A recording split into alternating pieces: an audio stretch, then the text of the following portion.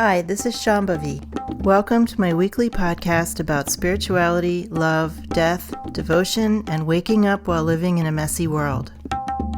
The Satsang with Shambhavi podcast is recorded live each week with students of our nonprofit community, Jayakula. For more information and to find out about attending a satsang, visit jayakula.org. Thanks for listening. Much love to you, wherever and however you are.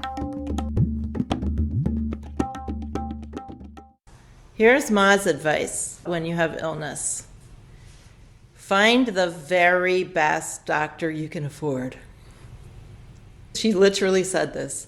Find the very best, most accomplished doctors you can afford and do your best to work with the illness. And if that doesn't help or it doesn't cure you, then understand that this is just part of what is going to be in your life and you'll learn to work with it in other ways. But her first advice was go to the doctor. Go to the very best doctor you can find. Get professional help. She was very practical, which I love. And then I'll add some advice to that. Never only go to Western doctors.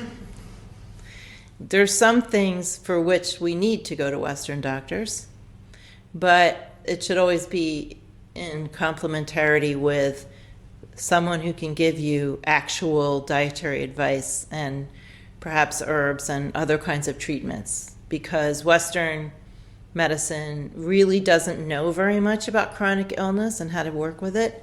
And in general, Chinese doctors and Ayurvedic doctors and Taoist doctors and pretty much any kind of doctor besides a Western doctor is going to have much more effective treatments for chronic illness. We also know that Western medicine has just gone down some sort of really weird rabbit hole of horrible medicines that are worse than what they're supposed to cure. They create side effects that are just unimaginable. Don't do that. Don't take anything that's not safe. If you're someone who likes to go to Western doctors, or you have to go to Western doctors for whatever is happening, always package that with some other treatments that are more naturopathic, because they'll be more effective in the long run. Then I would say don't indulge in magical thinking. Don't tell yourself that if you just had the right attitude or you did the right mantra or took the right supplement that you'd be all better. When we have chronic illness, it's a lot of work. I've had chronic illness almost my whole life. It becomes one of our teachers. Teacher in how to take care of ourselves, teacher in losing fantasies about ourselves, losing fantasies about various things, becoming more sober and clear-eyed, becoming more resigned to just life as it is. And that doesn't mean fatalistic giving up, because we shouldn't give up trying to take care of our bodies ever. But we don't want to give up before we've actually tried. And I feel like most of the failures of trying are really failures of the imagination. People have some concepts that keep them locked into a certain very limited range of solutions they're willing to try. And then we really shortchange ourselves. I've had people who have chronic illness tell me, well, I've tried everything.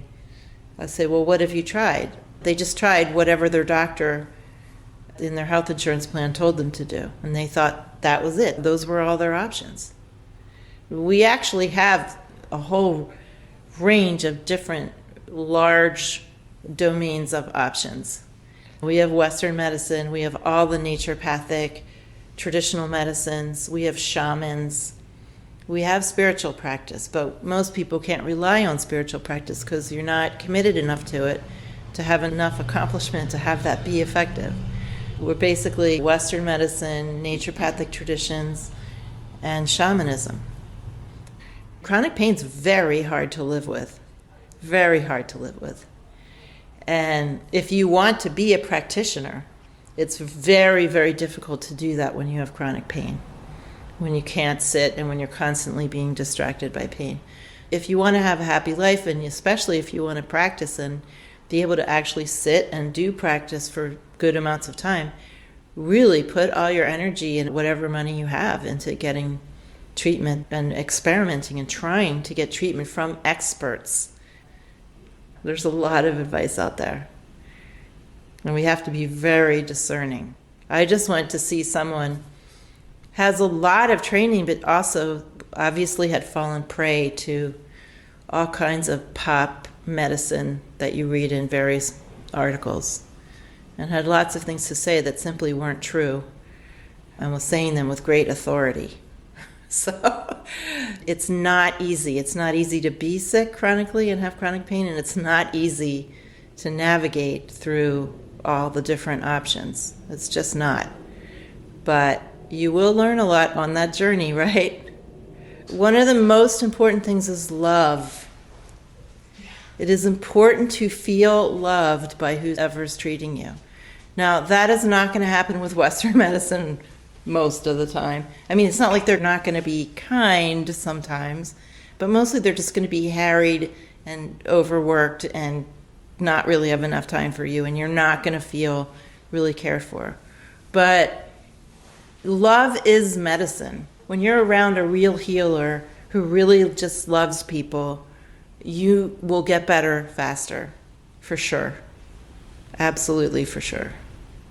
So if you go to someone who practices Ayurveda or Chinese medicine, those are my two go-tos, and then occasional shamanism. If you don't feel like the practitioner actually cares about you, don't stick around. It doesn't matter what their pedigree is. That won't be as healing for you. With chronic illness, it often takes a long time to actually figure out what the origin point is for the illness, what is actually causing the cascade of symptoms.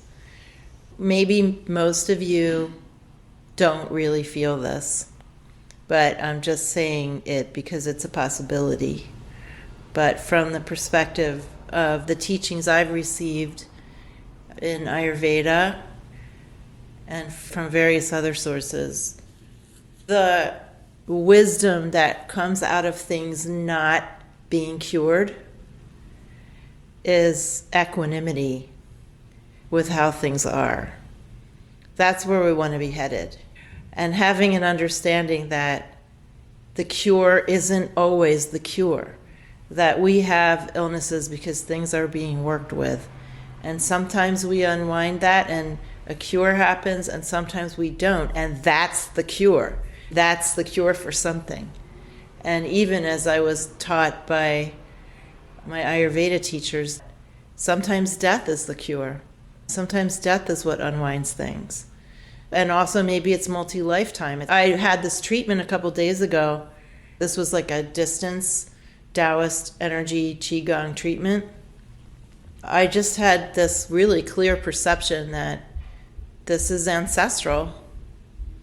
I'd been told that before, that I came in with this possibility for this kind of illness and not being able to get all the nutrients out of my food properly. So things are being worked through, and what that means is that if it's ancestral, then in this lifetime when we have teachings and teacher and practices, we have more possibility to unwind these karmas than our ancestors did. And we unwind them in both directions, to the past and to the future. We actually help our ancestors in Maha time by working on these things, by working with them. But developing equanimity, I just feel like whatever happens is what Ma is giving me. And I know that not all of you have that attitude, but that is really my deep conviction. So even when I'm upset with not feeling well, this is what Ma gave me, and I just need to do my best with it, even though I know I'm not going to be perfect at it either, because I certainly am not. With digestive stuff, your diet is really paramount in certain ways. I don't have a bad diet. It's just the numbers of years that I've had digestive problems. I would have to be a saint, like Nirvana, to... She has more dietary discipline than I do. But my lack of discipline is tiny compared to the world of possible lacks of dietary discipline. That kind of pisses me off. It gets my bratty side up. I would have to be so controlling of my diet. Anyway, equanimity, because this is what God has served us. Equanimity, not fatalism. We have to do our part to try to heal. But if it doesn't work or it's not completely successful, the more spiritual attitude towards it is just work with it as it is and recognize it as just how things are and move along, even if you die. Make an alliance with your body. Don't treat your body like an enemy. You have to have love. You can't heal in an environment where you hate your own disease or you hate your own body or you hate God for giving you the disease or the doctor hates it. You just can't really heal in that environment. So the first thing is you have to make an alliance with yourself. Make an alliance with yourself. Be friends with yourself and be friends with the disease too.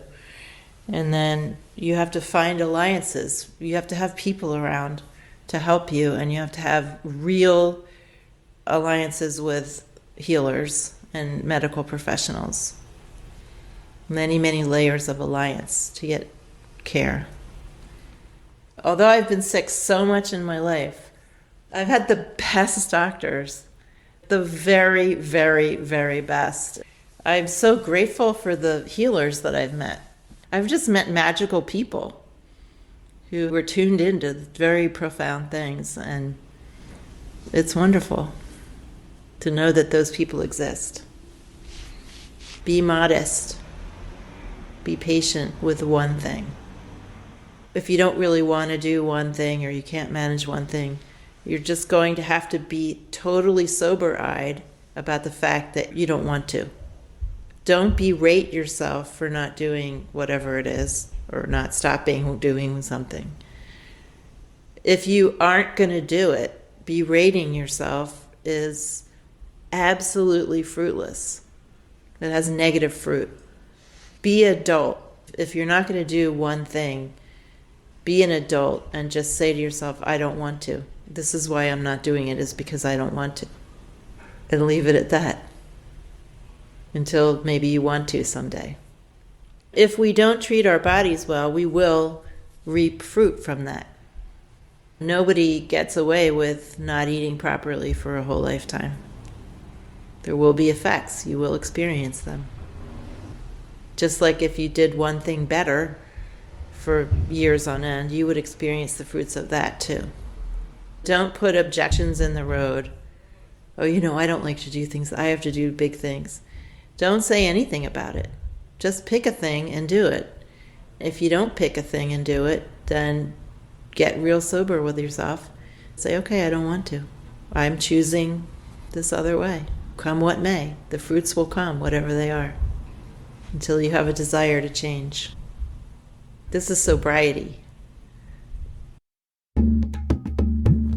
Satsang with Shambhavi is produced by Jayakula, a nonprofit community offering opportunities to learn and practice in the direct realization traditions of Trika Shaivism and Dzogchen. If you enjoyed listening, please help us keep this podcast and many other teachings open to all by making a monthly or one-time donation. Visit jayakula.org to make a donation and explore more of our offerings.